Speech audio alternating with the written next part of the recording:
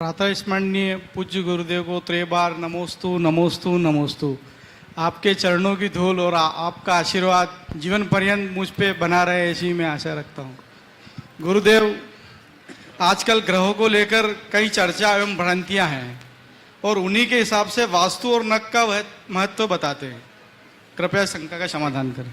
देखिए, ग्रह नक्षत्रों की जो अवधारणा है इसे ठीक से समझने की जरूरत है। सबसे पहली बात ये अपने जेहन में बिठाल दीजिए कि ग्रह नक्षत्र हमारा बिगाड़ सुधार कुछ नहीं करते।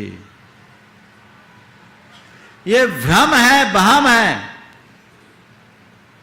कि ग्रह नक्षत्र हमारा बिगाड़ सुधार करते हैं। महाराज, ऐसी बात कर ले तो फिर ज्योतिष का सिद्धांत गलत होगा। ज्योतिष का सिद्धांत गलत नहीं है, ज्योतिष की समझ गलत है। तुम्हारा शनि वक्री है तो तुम्हारा मंगल क्रूर है तो इसकी महादशा, उसकी अंतरदशा, इसकी प्रत्यंतर दशा, ये वो जो गणित लगाते हैं, ये ग्रह परेशान कर रहा है, वो ग्रह परेशान कर रहा है, ये यथार्थतः सिद्धांत से विरुद्ध है। ग्रह कुछ नहीं करते, ग्रह हमें नहीं पेरते। सच्चे अर्थों में देखा जाए तो सबसे ज़्यादा ग्रह नक्षत्र पीड़ित हैं, क्योंकि मनुष्य लोक के सारे ज्योतिर्मंडल नित्य गति वाले हैं। हम आप तो चैन से बैठे हुए भी, जो खुद पीड़ित है वो आपको क्या पेरेगा। इसके पीछे का जो सिद्धांत है वो समझने योग्य है। वो क्या है? इसके पीछे एक विज्ञान है। इस पूरे ब्रह्मांड में ऊर्जा का जो स्रोत है वो ज्योतिर्मंडल है और ये नित्य गतिमान है। इनकी गति और इनका चार क्षेत्र सुनिश्चित है। इनके गमन से ब्रह्मांड में ऊर्जा, ब्रह्मांड की ऊर्जा में परिवर्तन आता है तो ब्रह्मांड के रसायन बदल जाते हैं, ब्रह्मांड के तत्व बदलते हैं। और ये मान्यता है कि एक ब्रह्मांड बाहर है, वही ब्रह्मांड भीतर है। यत् पिंडे तत् ब्रह्मांडे, जो ब्रह्मांड में तत्व है वही सारे तत्व हमारे शरीर के भीतर है। ज्योतिष मंडल के संचार से ब्रह्मांड के तत्वों में परिवर्तन आता है तो उससे हमारे शरीर के तत्वों का समीकरण बदल जाता है और तत्वों का समीकरण बदलने से हमारे शरीर के रसायन बदलते हैं। हमारे शरीर के रसायन बदलते हैं तो हमारे कर्मों का बंधन बदल जाता है, कर्मों की केमिस्ट्री चेंज हो जाती है। कर्मों की केमिस्ट्री चेंज हो जाती है, हमारे शुभ अशुभ भाव बदल जाते हैं और उसके अनुरूप परिणाम होता है। हमने कहना शुरू कर दिया इस ग्रह के कारण, इस नक्षत्र के कारण, ऐसा नहीं है। वे अपनी गति से चल रहे हैं।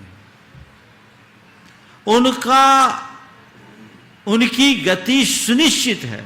आज से 1,00,000 वर्ष आगे का पंचांग आज बनाया जा सकता है। तो हमारे ज्ञानियों ने एक विज्ञान विकसित किया कि इनकी गति निश्चित है। तो ये जाना जाए कि कौन सा ग्रह किस अक्षांश में रहेगा, किस स्थान पर रहेगा, तो उस समय इस ब्रह्मांड में कैसे कैसे तत्वों की प्रधानता होगी और उस समय जन्म लेने वाले लोगों के अंदर किस तरह के तत्व की अधिकता होगी, उसको एक प्रतीकात्मक रूप से गोचर बना करके लिख दिया गया। ये गोचर बन गया, जो जन्म पत्री है ना आपकी, तो ये एक सांकेतिक है। वहां कोई ग्रह नक्षत्र नहीं है, वह केवल संकेत।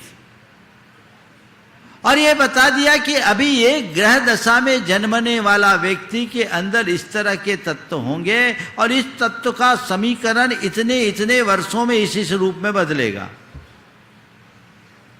तो इससे बचने के लिए क्या करना है? अध्यात्म में प्रयोग करो, साधना करो, आराधना करो, अपनी भाव दशा को बदलो।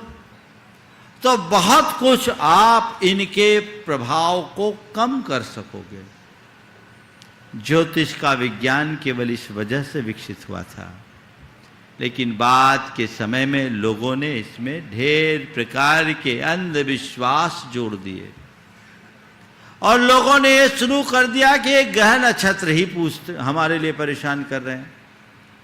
तो उस परेशानी को मिटानी है तो लोगों ने अपना धंधा चलाने के लिए ग्रह नक्षत्रों की पूजा शुरू करा दी। ऐसे आपको बोलूं, नवग्रह तो जैन धर्म में है ही नहीं। जैन धर्म में 88 ग्रह है, 9 ग्रह तो है ही नहीं, और सूर्य और चंद्रमा को तो इंद्र, प्रतीन्द्र और इंद्र माना है, वो ग्रह नहीं है। 88 ग्रह बताए, 9 नहीं। ये नवग्रह का जो रूप है वो जैन धर्म के अनुकूल नहीं है। फिर भी जब लोग नवग्रहों से प्रभावित होने लगे तो उनसे बचने और बचाने के लिए हमारे आचार्यों ने एक काम किया। क्या किया? उन्होंने जिन प्रतिमाओं के नीचे लोकमान्य नवग्रहों को वंदना मुद्रा में अंकित कर दिया, जो ये संदेश देता है कि अगर तुम्हें अपने जीवन का भला चाहिए तो तुम ग्रहों को मत पूजो, भगवान को पूजो, क्योंकि ये ग्रह भी उन्हीं को पूजते हैं। 9वीं 10वीं 11वीं शताब्दी में ऐसा बहुत हुआ। आप कभी देवगढ़ जाएं, सिरोंजी जाएं, वहां की मूर्तियों में इनका अंकन है, और भी कई जगह है।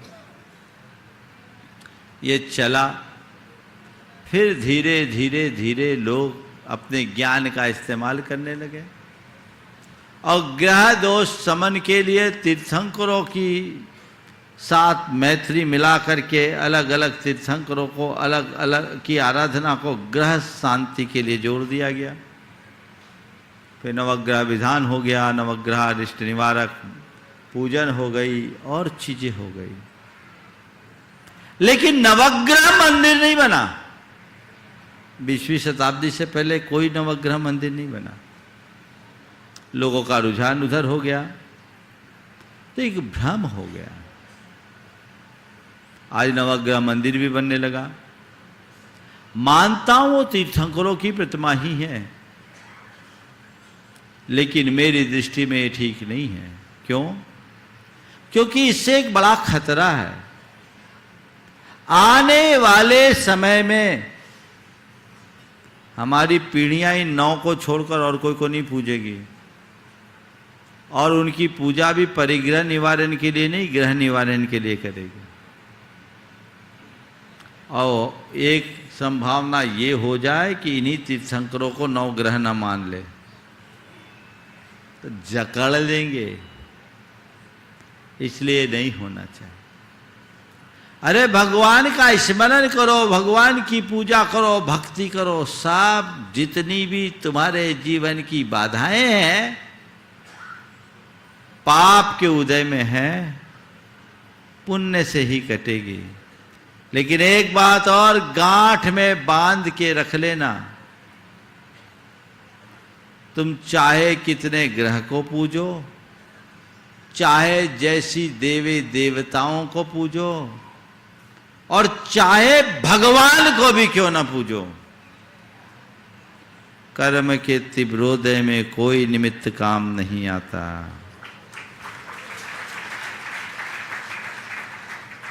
अपने कर्म पर भरोसा रखो।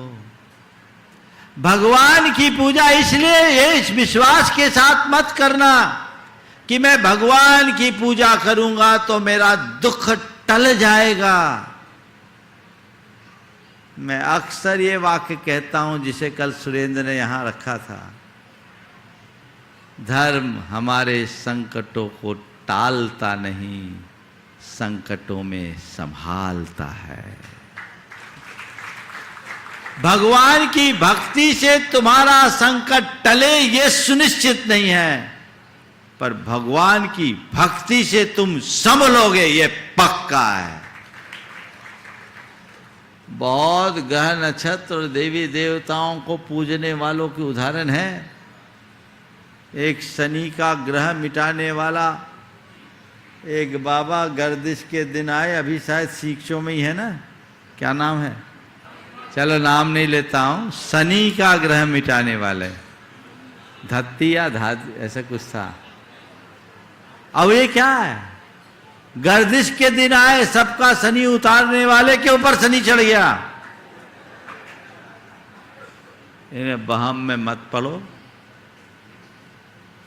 कर्म सिद्धांत पर विश्वास करो, कर्म कांडों में भरोसा मत रखो। अब अपने जीवन में सफलीभूत होगे।